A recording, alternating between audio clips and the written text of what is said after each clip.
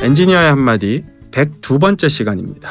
헤드폰을 통해서 믹싱 음원을 듣는 것과 마스터링 음원을 듣는 것은 전혀 다릅니다. 일반적으로 헤드폰 평가할 때 이 제품은 고역이 좋네, 저역이 어떻네, 미들이 V컵으로서 뒤로 빠져있네, 미들이 평탄하게 들리네, 여러 가지 이야기들을 합니다. 근데 이런 이야기가 나올 때 기준을 좀 올바르게 할 필요가 있습니다. 지금 내가 듣고 있는 음원이 믹싱이 끝난 음원인지 마스터링된 결과의 음원을 갖고 이야기하는 건지, 마스터링이 끝나서 상품화된 음원은 저역, 중역, 고역의 밸런스도 이미 한번 정돈이 다 돼 있는 상태고, 음악 안에서 필요로 하지 않는 레조넌스들도 적당히 제거가 돼 있습니다. 그리고 다이나믹 편차도 어느 정도 타이트하게 줄여놓은 상태에서 레벨까지 키워놓은 그런 데이터들이에요.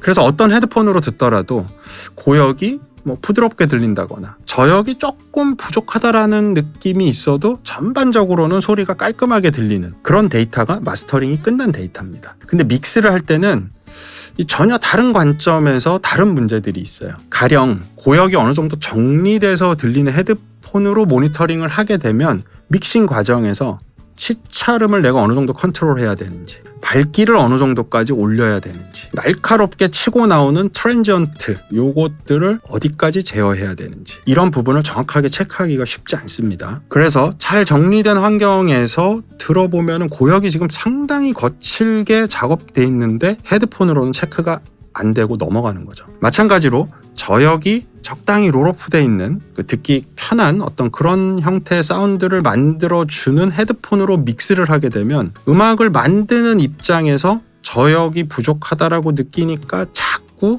뭔가 더 강조하려고 부스트를 한다거나 악기 레벨을 좀 더 올린다거나 이런 일들이 발생을 합니다. 그러다 보면은 킥과 베이스가 생각보다 꽤 크게 밸런스를 잡게 되는 거죠. 이미 많은 영상을 통해서 헤드폰이 갖고 있는 취약점, 근본적인 문제점 이런 것들은 많이 공개가 돼 있어요. 그렇기 때문에 뭐가 더 우위에 있다 좋다 이런 걸 논하는 건 의미가 없고요. 여러분들이 헤드폰에 대한 어떤 평가, 사용기 이런 거를 접할 때는 그 리뷰어가 믹스 음원 가지고 지금 이야기하는 건지, 마스터링 음원 모니터링 해보면서 이야기하는 건지, 이것부터 일단은 체크를 하셔야 되고요. 작업자라면 헤드폰은 항상 보조도구, 참고 자료라는 걸 잊지 않으셨으면 합니다.